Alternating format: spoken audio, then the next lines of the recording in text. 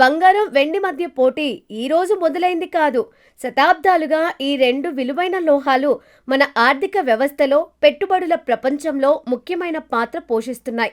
అయితే ప్రస్తుత ప్రపంచ పరిస్థితుల్లో ఈ పోలిక మరింత ప్రాధాన్యతను సంతరించుకుంది.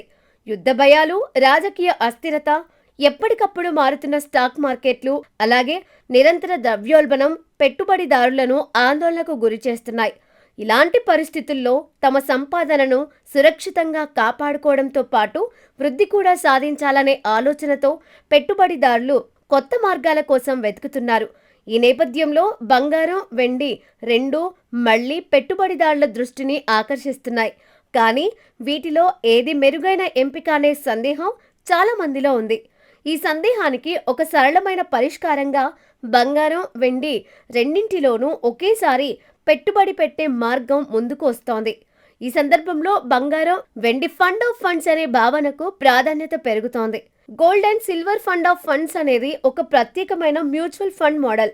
ఇందులో పెట్టుబడిదారులు భౌతికంగా బంగారం లేదా వెండిని కొనాల్సిన అవసరం లేకుండా బంగారు ఈటీఎఫ్లు మరియు వెండి ఈటీఎఫ్లలో పెట్టుబడి పెడతారు. దీని ద్వారా ఒకే ఫండ్లో రెండు విలువైన లోహాలకు ప్రాధాన్యత లభిస్తుంది.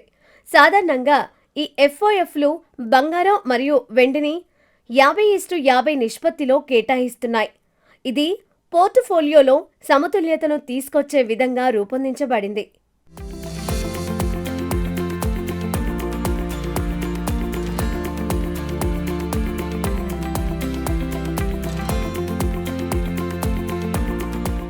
పెట్టుబడుల ప్రపంచంలో బంగారానికి ఎప్పుడూ ఓ ప్రత్యేక గుర్తింపు ఉంది. బంగారం చాలా కాలంగా సేఫ్ హెవెన్ లేదా భద్రమైన ఆస్తిగా భావించబడుతోంది. స్టాక్ మార్కెట్లు క్షీణించినప్పుడు, ప్రపంచవ్యాప్తంగా యుద్ధాలు లేదా సంఘర్షణలు జరిగినప్పుడు, కరెన్సీ విలువలు పడిపోయినప్పుడు బంగారం సాధారణంగా బలంగా నిలుస్తుంది. ఇటీవలి కాలంలో కేంద్ర బ్యాంకులు భారీగా బంగారం కొనుగోలు చేయడం, డీ-డాలరైజేషన్ వంటి ధోరణులు బంగారం ధరలకు మరింత మద్దతిస్తున్నాయి. అందుకే బంగారం తక్కువ అస్థిరత కలిగిన భద్రతకు ప్రతీకగా నిలిచే పెట్టుబడిగా కొనసాగుతుంది.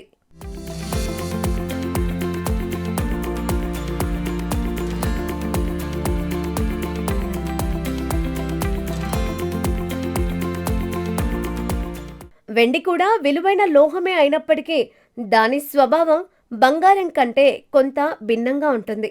వెండికి ఉన్న డిమాండ్లో సుమారు సగం పారిశ్రామిక అవసరాల నుంచే వస్తుంది.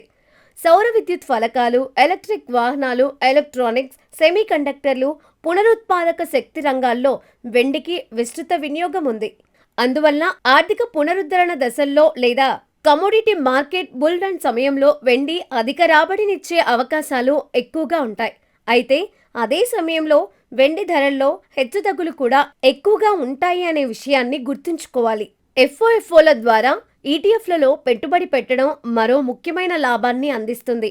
ఈ విధానంలో పారదర్శకత, రోజువారీ ద్రవ్యత లభిస్తుంది. భౌతిక బంగారం లేదా వెండి కొనుగోలు చేసినప్పుడు ఎదురయ్యే నిల్వ సమస్యలు, స్వచ్ఛతపై అనుమానాలు, బీమా ఖర్చులు వంటి ఇబ్బందులు ఇక్కడ ఉండవు. అంతేకాదు ఈ ఫండ్లు క్రమబద్ధమైన రీబ్యాలెన్సింగ్ ద్వారా పెట్టుబడులను సమర్థవంతంగా నిర్వహిస్తాయి. ఇది పెట్టుబడిదారుల్లో క్రమశిక్షణను పెంపొందిస్తుంది. ఆర్థిక నిపుణుల సూచనల ప్రకారం మొత్తం పెట్టుబడి పోర్ట్ఫోలియోలో 10-15% వరకు విలువైన లోహాలకు కేటాయించడం ఒక సమతుల్య మరియు వివేకవంతమైన పెట్టుబడి వ్యూహంగా భావిస్తున్నారు.